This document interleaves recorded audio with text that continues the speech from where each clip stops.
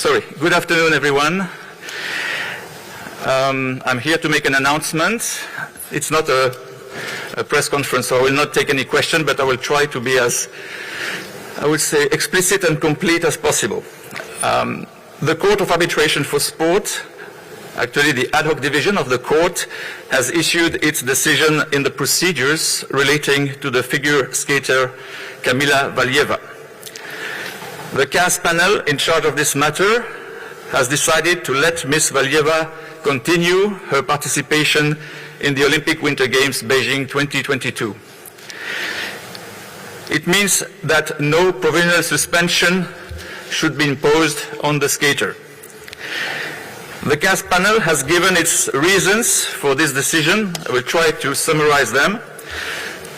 First, it has affirmed its jurisdiction and the jurisdiction of the CAS ad hoc division and has overruled a preliminary objection raised by the athlete and the Russian Olympic Committee in this regard.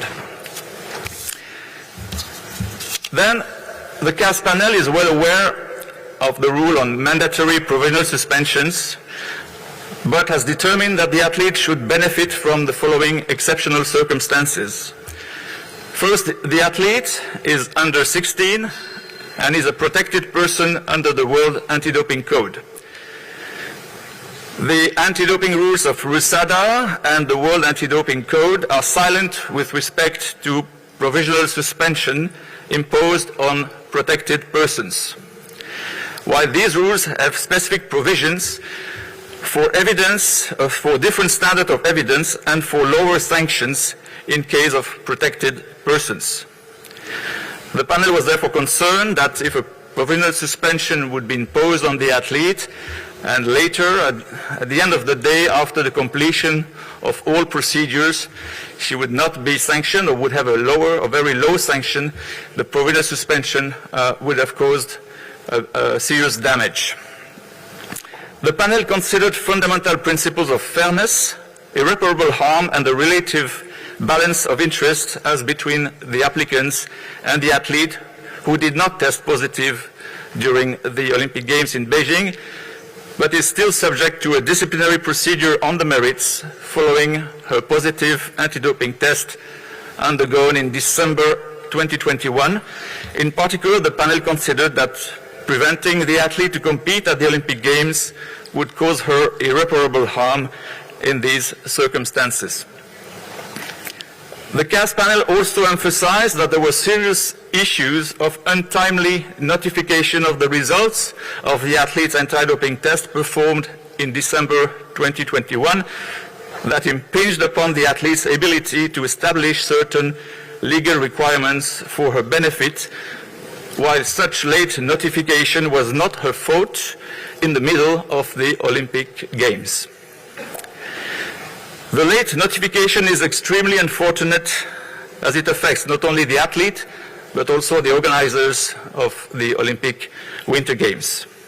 In other words, we would not have this case and I would not be here if these anti-doping test procedures would have been completed in 1 week or 10 days, as it is generally the case, for example, at the Olympic Games. The CAS ad hoc division was requested to determine the narrow issue as to whether a provisional suspension should be imposed on the athlete, but it was neither requested to rule on the merits of this case, nor to examine the legal consequences related to the results of the team event in the figure skating, as such issues will be examined in other proceedings, and not necessarily at CAS. A quick final word. This decision has been rendered by 3 arbitrators specialized in sports law, working outside any kind of pressure or influence. Although they do have a specific nationality, these 3 human beings operate under one flag, the flag of the Court of Arbitration for Sport. This concludes my report. Thank you very much for your attention.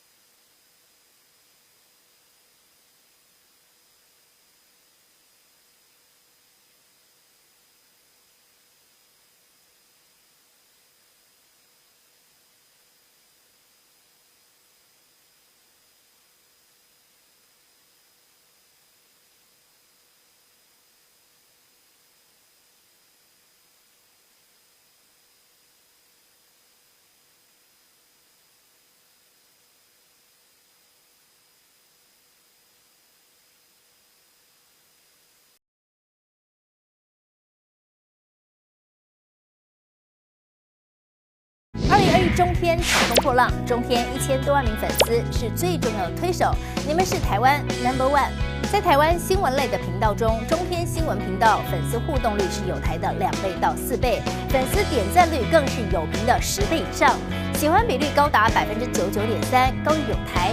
若以政论性节目来看，正常发挥的粉丝互动率比友评节目最多达6倍，点赞率更是领先3倍到12倍之多，喜欢的比率99.3%，仍然完胜友评节目。中天家族频道在过去将近1年的时间里，获得了超过8800万个赞，被分享超过1000万次，不含直播聊天室的留言超过600万次，会员数在台湾名列前茅，粉丝抖内鼓励也是中天人前进的重要动力来源。转型到网络后的中天，仍专注做好新闻内容，获得广大网友肯定。有中天，有真相，重大事件看中天。